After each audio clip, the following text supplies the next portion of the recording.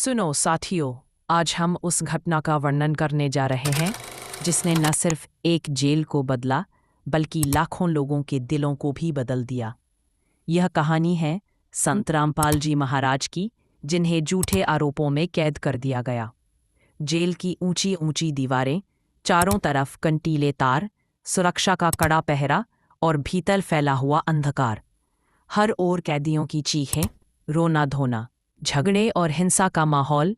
ऐसा लगता था मानो यह जगह नरक से भी बदतर हो। लेकिन उसी जगह एक दिव्य पुरुष को लाया गया। उनका नाम था संत रामपाल जी महाराज।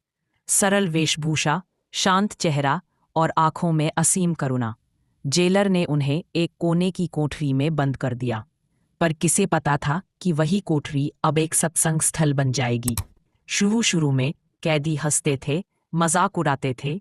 ये संत लोग तो सिर्फ खाने पीने और आराम करने आते हैं। लेकिन संत रामपाल जी मौन रहते। उनके चेहरे पर मुस्कान रहती और उनकी जुबान पर सिर्फ परमात्मा का नाम। धीरे धीरे उन्होंने कैदियों से बात करना शुरू किया। वे कहते, भाई, यह जेल केवल शरीर को कैद कर सकती है, आत्मा को नहीं। उनके शब्द मानो किसी के दिल। पहली बार कैदियों ने महसूस किया कि कोई है जो उन्हें गाली नहीं देता, कोई है जो उन्हें तुच्छ नहीं समझता बल्कि उन्हें भाई कहकर बुलाता है। फिर एक दिन उन्होंने सत्संग शुरू किया। कोठरी की दीवारों के बीच भजन गूंजने लगे। जहाँ पहले केवल गाली गलौज होती थी, वहाँ अब सुनाई देने लगा, राम नाम सत्य है, सतलोक सत्य है। कैदी धीरे धीरे इकट्ठा होने लगे। कोई बैठकर सुनता, कोई खड़ा खड़ा झांकता। जेलर को अजीब लगा, पर उसने रोका नहीं। कुछ ही दिनों में माहौल बदलने लगा। जहाँ कल तक खून खराबा होता था, वहीं आज भजन और ध्यान हो रहा था। एक कैदी बीमार था, महीनों से चल नहीं पा रहा था। संत रामपाल जी ने उसे परमात्मा का नाम दिया। वह धीरे धीरे उठकर खड़ा हो गया। सारे कैदी दंग रह गए। डॉक्टर बुलाए गए। उन्होंने कहा, यह कैसे हुआ, यह तो असंभव है। पर सच्चाई सबके सामने थी। फिर दूसरे कैदी ने कहा, मैं रात को सोया और मैंने सपना देखा। सपने में मैं एक ऐसे लोक में पहुंचा जहां सिर्फ प्रकाश ही प्रकाश था। ना दुख था, ना बीमारी, बस शांति थी। संत रामपाल जी मुस्कुराए और बोले, वह कोई साधारण सपना ना। धीरे धीरे पूरी जेल में परिवर्तन आने लगा। झगड़े कम हो गए, गालियां बंद हो गईं। लोग एक दूसरे से प्रेम से बात करने लगे। यह सब देखकर जेलर भी हैरान था। वह सोचने लगा, मैंने अपने जीवन में हजारों कैदी देखे, लेकिन यह पहली बार है जब लोग जेल में भी खुशी मना रहे हैं। संत रामपाल जी ने कहा, भाई, यह खुशी तुम्हारी नहीं, यह परमात्मा की है। जो परमात्मा की शरण में आता है, उसके जीवन से अंधेरा मिट जाता है। और साथियों, यही थी शुरुआत। धीरे धीरे जेल अब आश्रम जैसा बन रहा था। जहाँ पहले चीखें गूंजती थीं, अब वहाँ भजनों की मधुर ध्वनि सुनाई देती थी। भाइयों, अब हमें अपराध छोड़ना होगा, क्योंकि यही जीवन का असली मौका है। धीरे धीरे पूरा बैरक बदल गया। कैदी आपस में रोटियां बांटने लगे।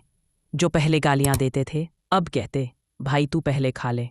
जेलर ये सब देखकर दंग रह गया। उसने अपने साथियों से कहा, मैंने कभी सोचा भी नहीं था कि ये खूंखार अपराधी एक दिन इतने शांत और दयालु हो सकते हैं। लेकिन साथियों, चमत्कार यही नहीं रुके। एक और घटना हुई जिसने सबको स्तब्ध कर दिया। जेल में एक कैदी बहुत बीमार था। डॉक्टरों ने हाथ खड़े कर दिए थे। उसे कैंसर था और वह दर्द से कराहता रहता। संत रामपाल जी महाराज उसके पास गए और बोले, भाई, अब परमात्मा को याद कर, सच्चे नाम का जाप कर, तेरा बोझ हल्का हो जाएगा। उसने कमजोर आवाज में कहा, गुरुदेव, मुझे भी नाम दीजिए। संत रामपाल जी ने उसे नाम दिया और चमत्कार देखो, कुछ ही दिनों में उसका दर्द कम हो गया। वह फिर से चलने फिरने लगा। डॉक्टर हैरान रह गए। उन्होंने कहा, यह मेडिकल साइंस के खिलाफ है। यह केवल कोई दिव्य शक्ति ही कर सकती है। अब जेल का माहौल कैदी पहले से आपस में बिल्कुल अलग कहते, था। ये जहाँ कोई पहले साधारण डर और संत। हिंसा का बोलबाला था, वहाँ अब प्रेम और शांति का राज था। कैदी जो पहले लड़ाई झगड़े में लगे रहते थे, अब सुबह होते ही राम नाम का जाप करने लगते। किसी की आंखों में आंसू होते तो किसी के चेहरे पर मुस्कान। एक कैदी था जिसका नाम था सुरेश। वह आदतन अपराधी था, 10 बार जेल आ चुका था। वह कहता, मैं अपराध किए बिना रह ही नहीं सकता। लेकिन संत रामपाल जी ने उससे कहा, भाई, अपराध करना तुम्हारा स्वभाव नहीं है, ये केवल तुम्हारे अज्ञान का परिणाम है। सुरेश पहले हंसा, पर धीरे धीरे वह बदलने लगा। एक दिन वह रो पड़ा और बोला, गुरुदेव, मुझे माफ कर दीजिए। मैंने अपने जीवन में कई पाप किए, कई लोगों को दुख दिया। क्या अब भी मेरे लिए कोई आशा है? संत रामपाल जी ने मुस्कुराकर कहा, सतगुरु की शरण में आकर कोई निराश नहीं होता। परमात्मा सबको क्षमा कर देता है। तू नाम ले और देख तेरे जीवन में कैसा बदलाव आता है। सुरेश ने नाम लिया और कुछ ही दिनों में उसका पूरा स्वभाव बदल गया। वह दूसरों को भी समझाने लगा, यह संत तो जेल के लिए बोझ नहीं बल्कि आशीर्वाद बन गए हैं। धीरे धीरे जेल में रात का दृश्य भी बदल गया। जहां पहले चिल्लाने की आवाजें आती थी, अब कैदी भजन गाते थे। कोई ढोलक बजाता, कोई ताली बजाता और पूरी जेल गूंज उठती, सतगुरु रामपाल जी महाराज की जय। एक समय ऐसा आया कि कैदी खुद जेलर से कहते, साहब हमें सत्संग सुनना है, हमें कृपया अनुमति दीजिए। और जेलर अनुमति देता, क्योंकि उसे भी समझ आ गया था कि ये साधारण उपदेश नहीं, ये आत्मा को बदलने वाली शिक्षा है। धीरे धीरे पूरे जेल स्टाफ का भी दिल बदलने लगा। जो सिपाही पहले कैदियों को डांटते थे, अब वे भी आदर से पेश आने लगे। संत रामपाल जी कहते, देखो भाई, यह जीवन केवल खाने पीने और धन कमाने के लिए नहीं है। यह जीवन परमात्मा को पाने का अवसर है। अगर यह मौका खो दिया तो फिर बड़ी देर हो जाएगी। कैदी रोते हुए कहते, गुरुदेव, हमने अपना जीवन बर्बाद कर दिया। अब आगे से हम अपराध नहीं करेंगे। हम आपके बताए रास्ते पर चलेंगे। और साथियों, इसी तरह धीरे धीरे जेल एक तपोभूमि बन गई। जहां पहले हिंसा थी, अब वहां केवल भक्ति थी। एक कैदी ने अपनी पत्नी को लिखा, प्रिय पत्नी, मैंने जीवन में बहुत पाप किए, तुझे दुख दिया, बच्चों को डराया, लेकिन अब मैं बदल चुका हूँ। गुरुजी ने हमें सिखाया है कि असली जीवन सेवा और भक्ति में है। तुम भी राम नाम सुमिरन करना शुरू करो। हमारा परिवार अब परमात्मा के मार्ग पर चलेगा। पत्नी ने जब यह पत्र पढ़ा तो उसकी आंखों से आंसू बह निकले। वह बोली, हे परमात्मा, यह वही आदमी है जो शराब पीकर मुझे मारता था। आज वही इतना मधुर बोल रहा है। समाज हैरान था। लोग पूछते, ये कैसे संभव है? जेल में तो लोग और अपराधी बनते हैं, लेकिन यहाँ तो अपराधी संत बन रहे हैं। समाचार पत्रों ने लिखा, संत रामपाल जी की वाणी ने कैदियों के दिलों को बदल डाला है। जेल अब अपराध की जगह आध्यात्मिक विद्यालय बन गई है। टीवी चैनल पर बहस होने लगी, क्या सचमुच एक संत का ज्ञान पूरे समाज को बदल सकता है? लाखों लोगों ने पहली बार संत रामपाल जी का नाम सुना।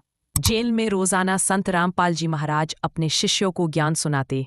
कैदी चुपचाप बैठकर सुनते।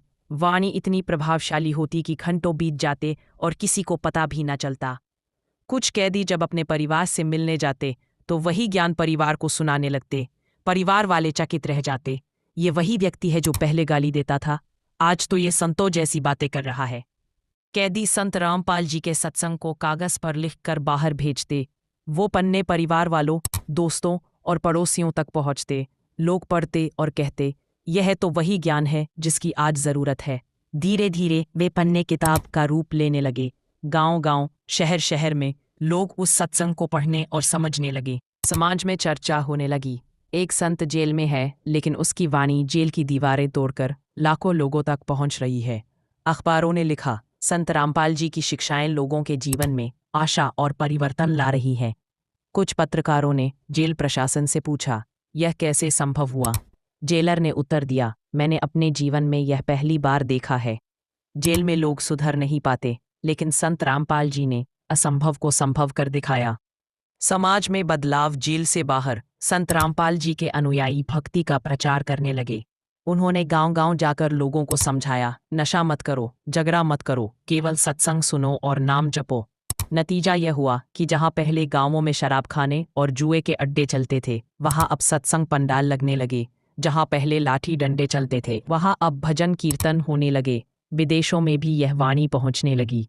कई लोग सोशल मीडिया पर संत रामपाल जी का संदेश सुनने लगे।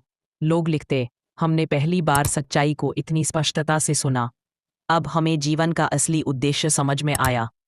अमेरिका, कनाडा, इंग्लैंड, ऑस्ट्रेलिया, यहाँ तक कि अफ्रीकी देशों तक भक्ति का यह संदेश फैलने लगा। जेल का वातावरण। जेल में अब कैदी कहते, हम अपराधी नहीं रहे, अब हम भक्त बन चुके हैं। हर सुबह सूरज की पहली किरण के साथ कैदी मिलकर सुमिरन करते। रात को सोने से पहले भजन गाते। जेल में शांति छा गई थी। अधिकारी भी कहते, आज हमें लगता है जैसे हम जेल में नहीं किसी आश्रम में हैं। जेल की सलाखों के पीछे बैठे संत रामपाल जी महाराज दुनिया से अलग थलग जरूर थे, लेकिन उनका संदेश, उनकी भक्ति और उनका प्रभाव दिन ब दिन और अधिक फैलता जा रहा था। लाखों लोग बाहर इंतजार कर रहे थे। वो दिन कब आएगा जब हमारे गुरुजी को झूठे आरोपों से मुक्त किया जाएगा। अदालत में घटनाएं, अदालत में बार बार सुनवाई होती, विरोधी पक्ष झूठे सबूत लाते, लेकिन हर बार सच और तर्क के सामने उनके सबूत ध्वस्त हो जाते। संत रामपाल जी ने कहा, मैं कोई अपराधी नहीं हूँ, मैं तो केवल सत्संग सुनाता हूँ और लोगों को परमात्मा से जोड़ता हूँ। अदालत में कई गवाह आए जिन्होंने खुले शब्दों में कहा, हमने अपने जीवन में परिवर्तन सिर्फ और सिर्फ संत रामपाल जी की शिक्षाओं से पाया है। शुरुआत में मीडिया केवल आरोपों की खबरें दिखाता था, लेकिन जब जेल और अदालत की सच्चाई सामने आई तो धीरे धीरे कई पत्रकारों ने लिखना शुरू किया, ये संत कोई साधारण व्यक्ति नहीं है, इनकी वाणी ने हजारों अपराधियों को सुधारा है, तो क्या ये अपराधी हो सकते हैं। कुछ टीवी चैनलों पर बहस हुई, क्या संत रामपाल जी को झूठे आरोपों में फंसाया गया। दोस्तों, आगे का सच जानने के लिए बने रहिए हमारे साथ, हमारे चैनल को सब्सक्राइब जरूर करें। बहुत जल्द आपको मिलते हैं आगे के चमत्कारों के साथ। सत साहिब।